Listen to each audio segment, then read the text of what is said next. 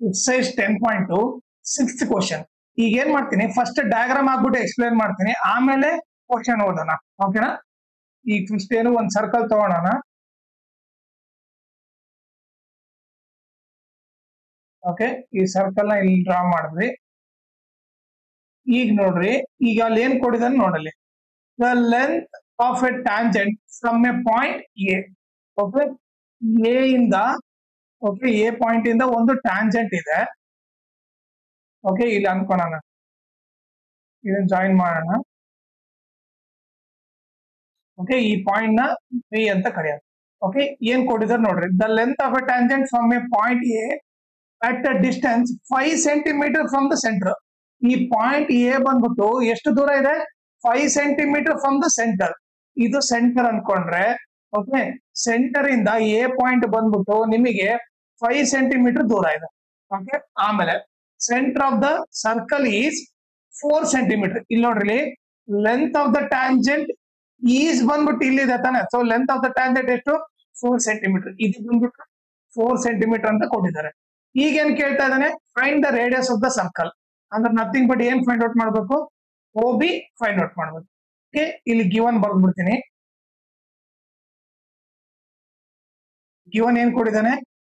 OA is equal to 5 centimetre ಅಂತ ಕೊಟ್ಟಿದ್ದಾನೆ. ಆಮೇಲೆ AB ಬಂದ್ಬಿಟ್ಟು 4 ಸೆಂಟಿಮೀಟರ್ ಅಂತ ಕೊಟ್ಟಿದ್ದಾನೆ. ಓಕೆನಾ? ಈಗ ಏನ್ ಫೈಂಡ್ ಮಾಡ್ಬೇಕಂತ ಬರೆಯೋಣ. ಟು ಫೈಂಡ್, ಓಕೆ, ರೇಡಿಯಸ್ ಕಂಡುಹಿಡಿಬೇಕು. ರೇಡಿಯಸ್ ಅಂದ್ರೆ ನಥಿಂಗ್ ಬಟ್ ಏನು? OB value find. ಓಕೆನಾ? ಈಗ ಪ್ರೂಫ್ ಅಲ್ಲಿ ನೋಡೋಣ ಯಾವ ತರ ಮಾಡ್ಬೇಕಂತ. ಓಕೆ, ಈಗ ನೀವು ನೋಡಿದ್ರೆ ಇದು ರೇಡಿಯಸ್, ಇದು ಟ್ಯಾಂಜೆಂಟ್. ರೇಡಿಯಸ್ ಟ್ಯಾಂಜೆಂಟ್ ಮಧ್ಯೆ ಆಂಗಲ್ ಎಷ್ಟಿರುತ್ತೆ? 90 ಡಿಗ್ರಿ ಇರುತ್ತೆ. ಫಸ್ಟ್ ಅದನ್ನ ಬರಿಬೇಕು. Angle P is equal to 90 degree. Reason ಏನ್ ಬರಿಬೇಕು ಇಲ್ಲಿ? Radius is perpendicular tangent at point of contact.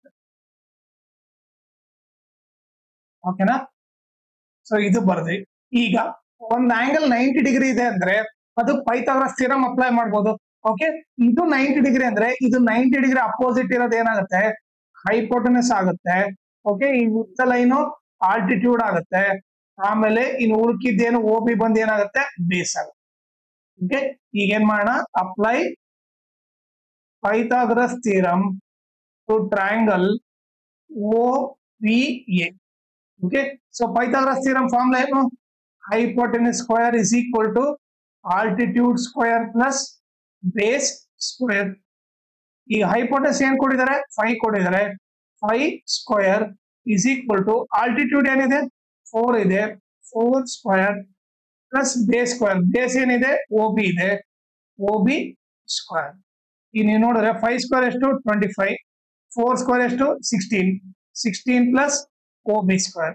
ಈಗ ಏನ್ ಮಾಡ್ತೀನಿ? ಇದನ್ನ ಲೆಫ್ಟ್ ಸೈಡ್ ಬರಿತೀನಿ. 16 ಪ್ಲಸ್ OB ಸ್ಕ್ವೇರ್. ಓಕೆ, ಈ 25 ನ ರೈಟ್ ಸೈಡ್ ಬರಿತೀನಿ. ಈಗ ನೆಕ್ಸ್ಟ್ ಏನಾಗುತ್ತೆ? OB square is equal to 25. Okay, plus 16 ಈ ಕಡೆ ಹೋದ್ರೆ ಮೈನಸ್ 16 ಆಗುತ್ತೆ. ಓಕೆ, ಆಮೇಲೆ ಏನ್ ಮಾಡೋಣ? ಇಲ್ಲಿ ಬರೆಯೋಣ. ಈಗ OB square is equal to 25 ಅಲ್ಲಿ 16 ಹೋದ್ರೆ ಎಷ್ಟು? 9. Okay, OB is equal to square ಇರೋದು ಆ ಕಡೆ ಹೋದ್ರೆ ರೂಟ್ ಆಗುತ್ತೆ.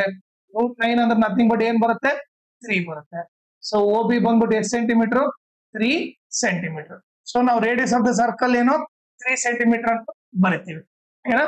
ಈಗ ಅದ್ರ ಜೊತೆಗೆ ಇನ್ನೊಂದು ಇಂಪಾರ್ಟೆಂಟ್ ಥಿಂಗ್ ಏನಂದ್ರೆ, ಈ ವಿಡಿಯೋ ಡಿಸ್ಕ್ರಿಪ್ಷನ್ ಅಲ್ಲಿ ನಾನು ಇನ್ಸ್ಟಾಗ್ರಾಮ್ ಚಾನಲ್ ಲಿಂಕ್ ಮತ್ತೆ ಟೆಲಿಗ್ರಾಮ್ ಚಾನಲ್ ಲಿಂಕ್ ಹಾಕಿದ್ದೀನಿ.